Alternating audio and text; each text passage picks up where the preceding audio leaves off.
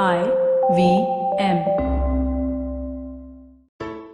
We'd like to thank Storytel for sponsoring this show. Storytel is an audiobook platform that lets you hear hundreds of thousands of stories on your mobile, PC, wherever you prefer. Now, generally, Storytel is a great deal at $2.99 a month for an unlimited number of books, but for our listeners, we've got something special. The first month for IVM listeners is now just $99.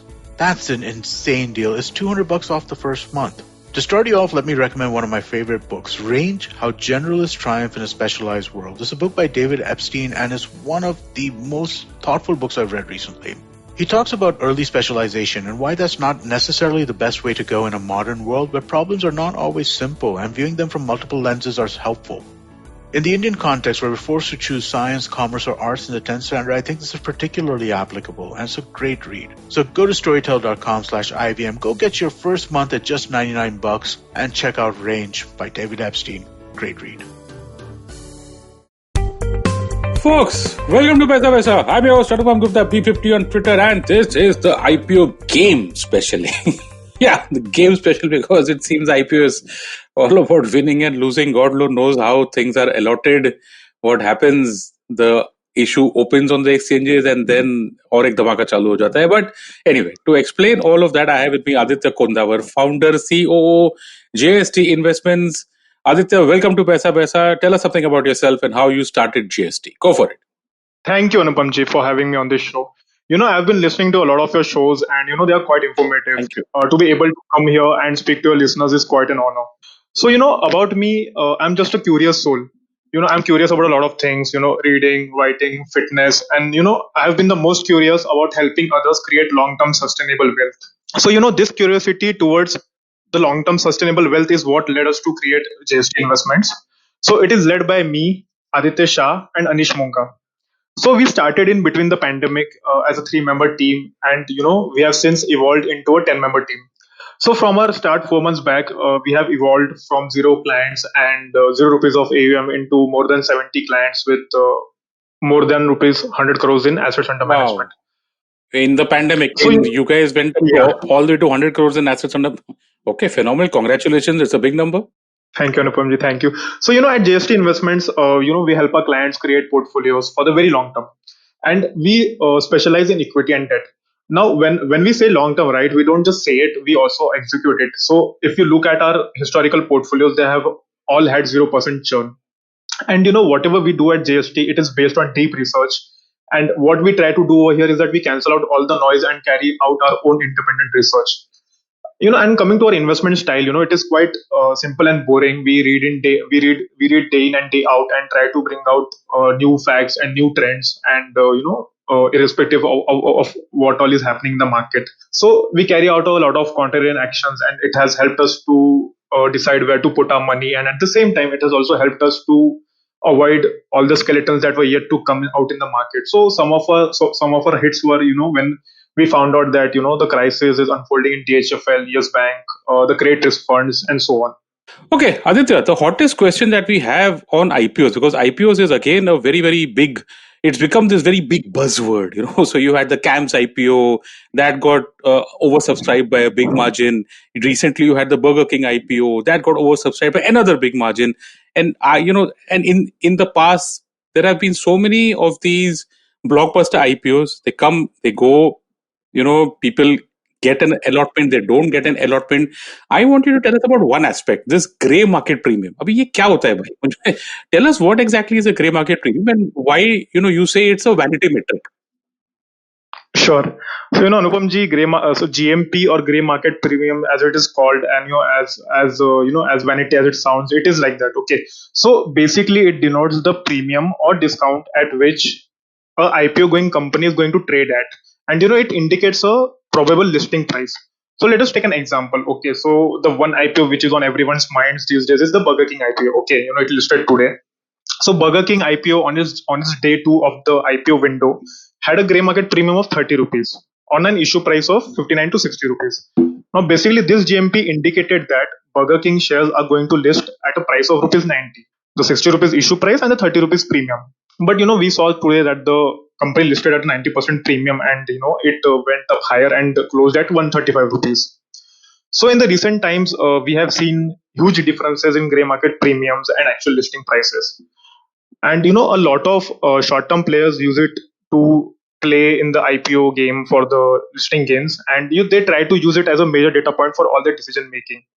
But as we will see in the more examples below, GMP is not that of a reliable indicator.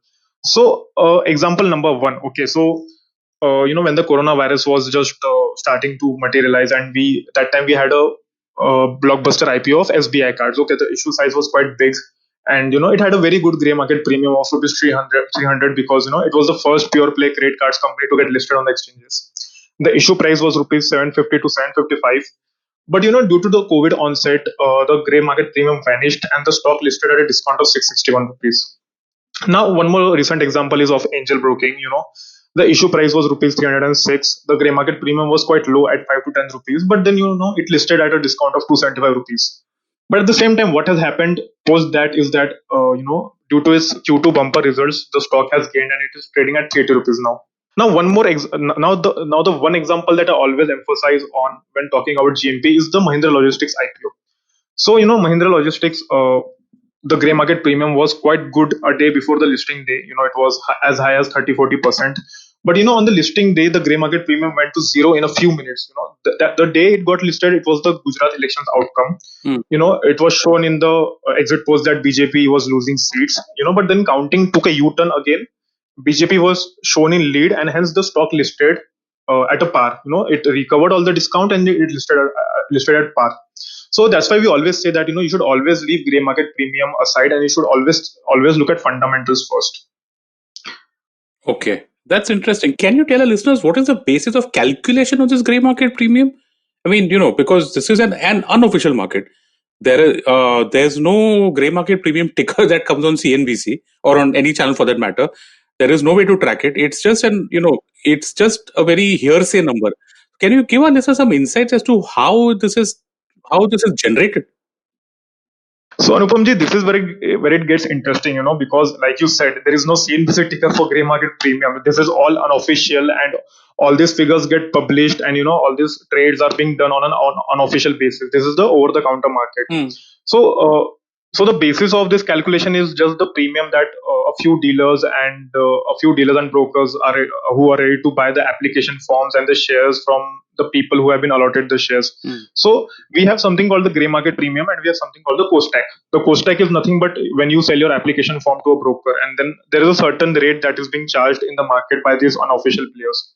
So I will tell you something. This is nothing. This is not official at all. Sure. And I can't even tell you if it is authentic and if it is verified by anyone. Okay. For all I know, it is a concerted effort of a few players to make the issue look enticing. Because मतलब कैसा होता है कि whenever you show to someone that okay, an IPO is coming at 60 rupees and people are ready to pay 90 rupees for it, they are naturally attracted towards it. Okay. So for all we know, is just a concerted effort of making it look enticing. Understood. Okay, fine. Chalo. Now I want to get some practical tips and tricks from you for our listeners. Okay, give us a checklist of how to choose a good IPO to invest in. Right now, there are so many of them coming out now. There have been so many in the last few months.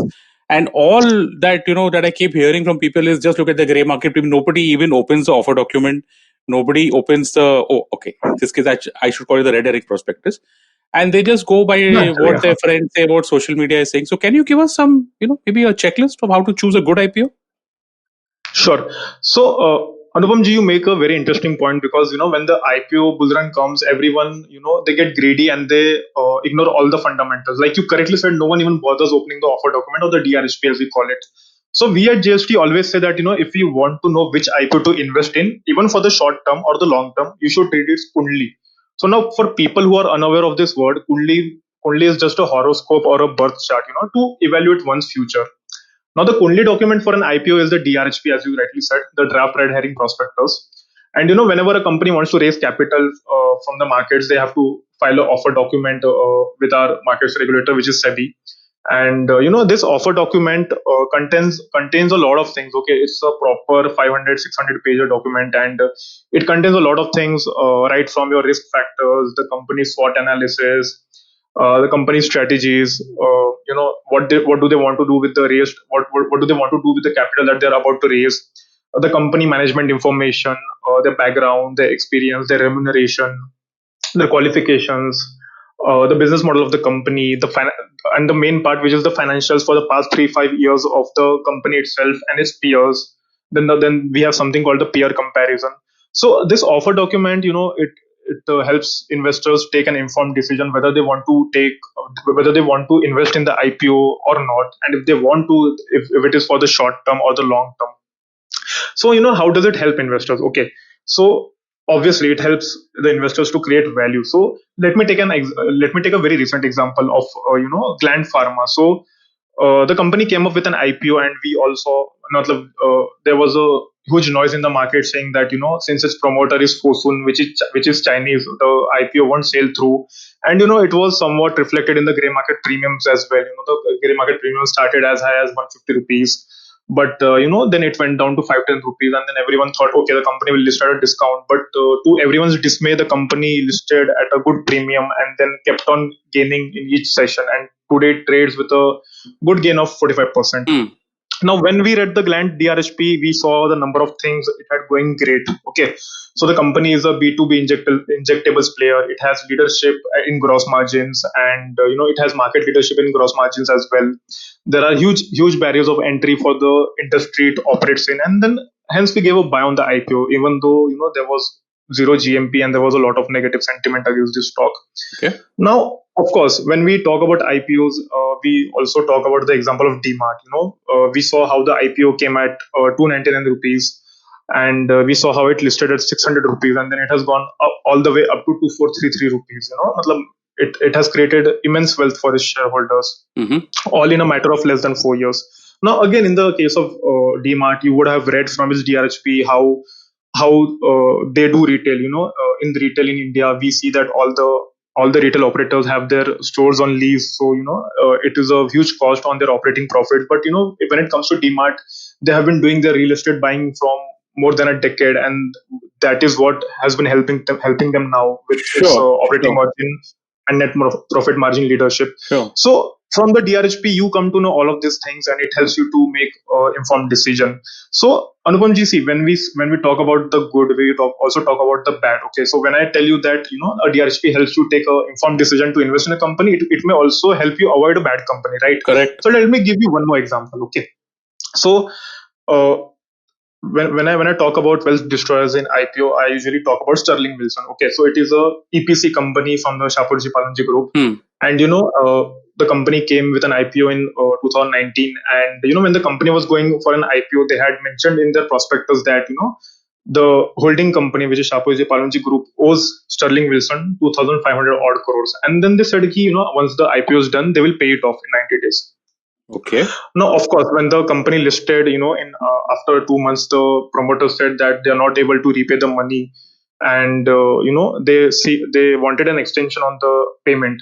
So because of that, the trust of the shareholders was destroyed, and the company started hitting lower circuits continuously. Okay. And the company went as low as rupees 70, and today it trades at rupees 244. But again, over here we saw that how just one little covenant in the 600-pager document could have saved investors from investing in this company. So that's the point. How would how if someone, if the experts on the street can't figure out a 500, 600-page document, then how would a retail investor, what is he supposed to do?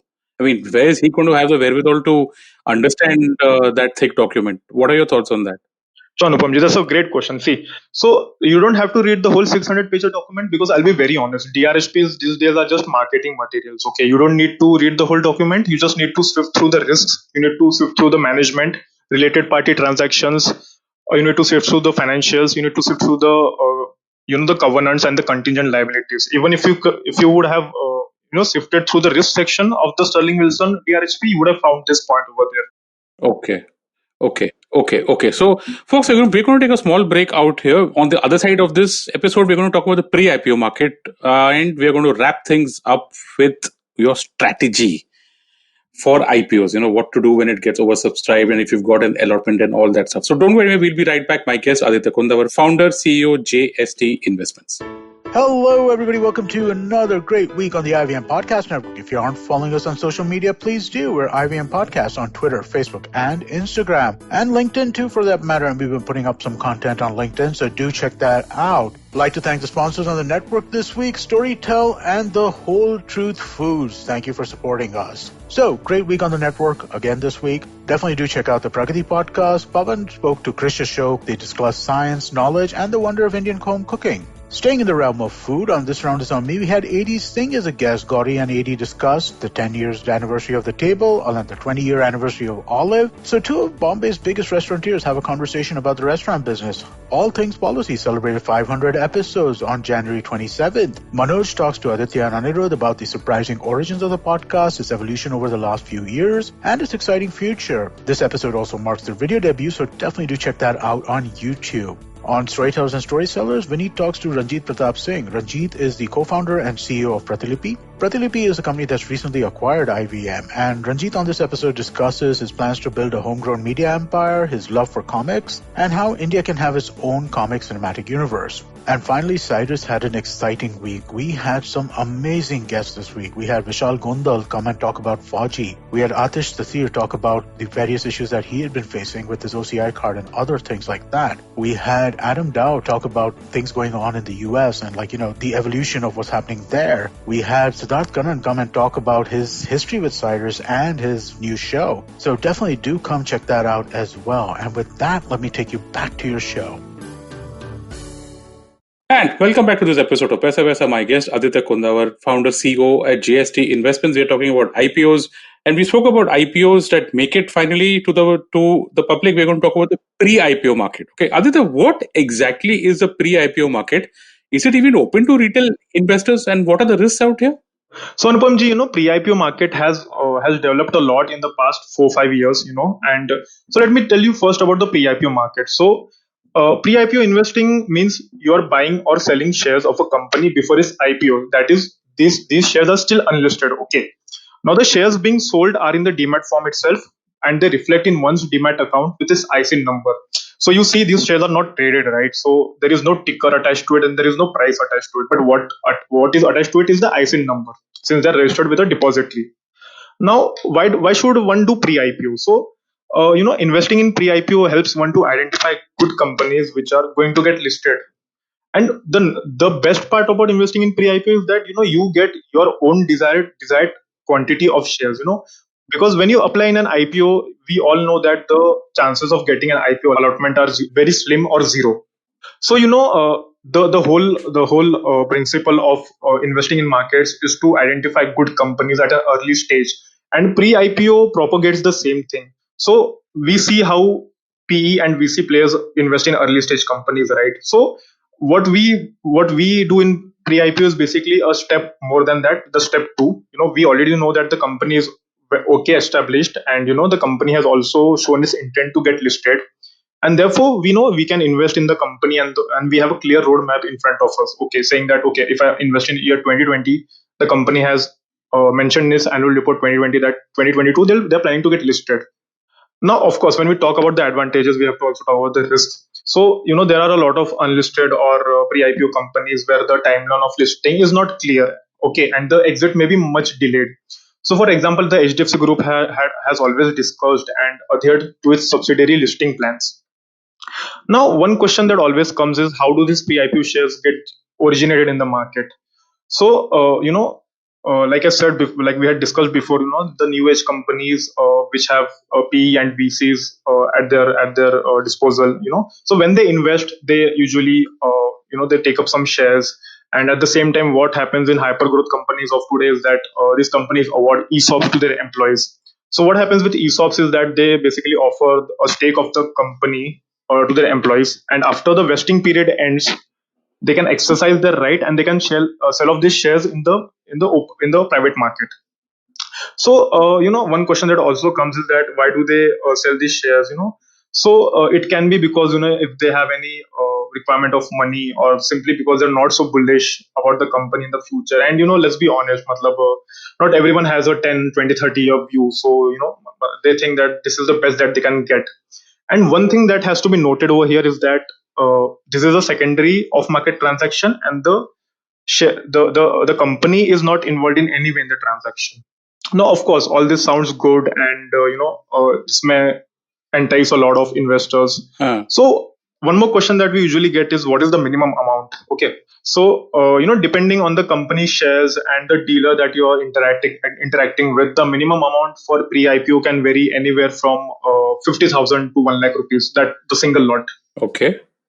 And one more risk that is present in pre-IPO is that, as per SEBI rules, all pre-IPO shares have a lock-in of 1 year from the date of listing. So, for example, say I invest in a unlisted company which is going to go for an IPO next year.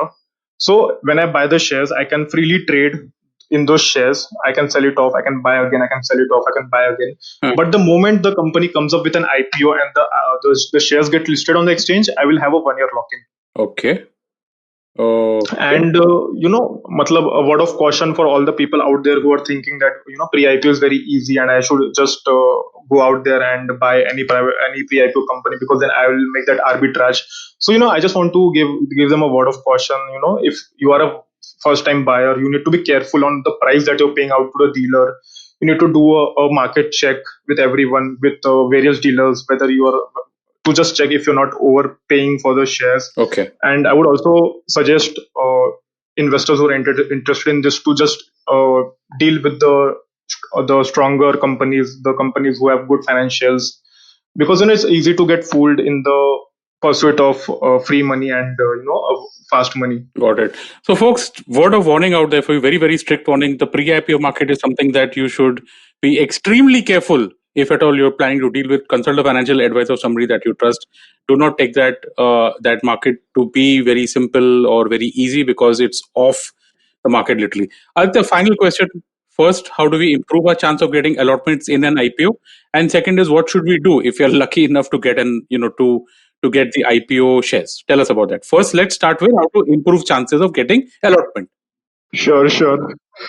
So this is the golden question of the markets. How do I improve my chances of IPO allotment? Okay, sure. So, this is an absolutely valid and a true question. IPOs are getting subscribed as if there is no tomorrow. We saw in the Burger King IPO that it got oversubscribed 157 times. So we see that IPOs having hundreds of crores of subscription value, getting subscription for more than a lakh crores. So that is the height of euphoria there is for IPOs.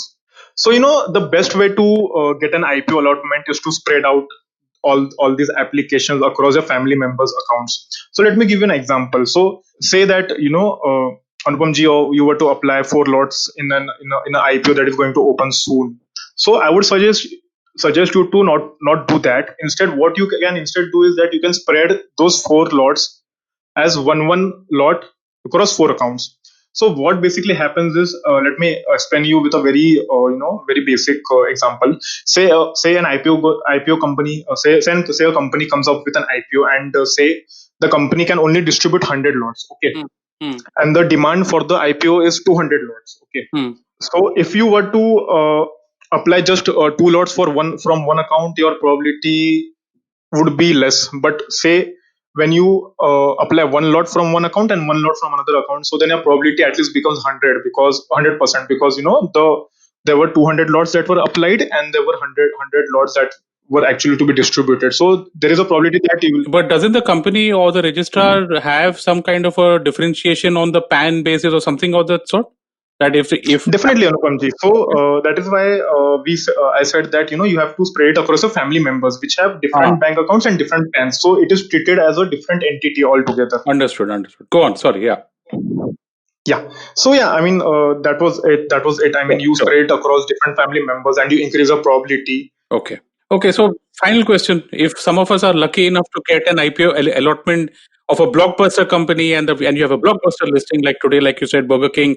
The IPO was at 60, and I believe the listing went all the way to 135. What's your recommendation in general? Sell or hold? So Anupamji, what happens is that when it comes to holding or selling the IPOs, it purely depends on the kind of company that is coming for an IPO. Some companies just come for an IPO pop. You see companies coming at 200p and they're just giving their exiting their their investee companies and exit. But there are companies that are actually have a very long runway ahead of them. So some companies like DMart, and then there's a very famous example of Wipro, which compounded wealth over a very long period of time, wherein you invested a few thousand rupees and it became crores.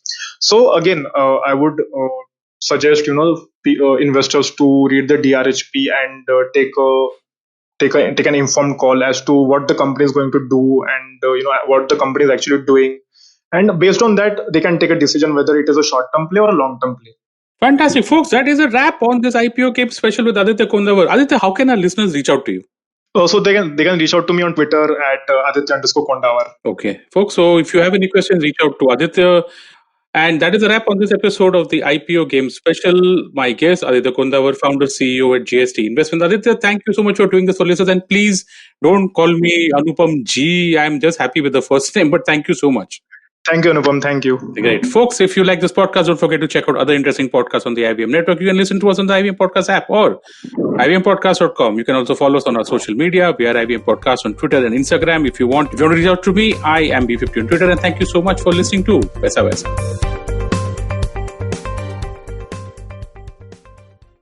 No material on the show should be considered as financial advice. The material on the show is for informational purposes only. Please consult a financial advisor before taking any investment decision.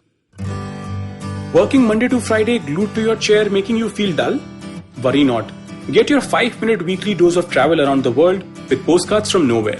Join me every Thursday as I explore the strange, obscure and fascinating parts of the world and bring out facets of travel you may not have thought of before. You can find us on the IBM Podcast app, website, or wherever you get your podcast from.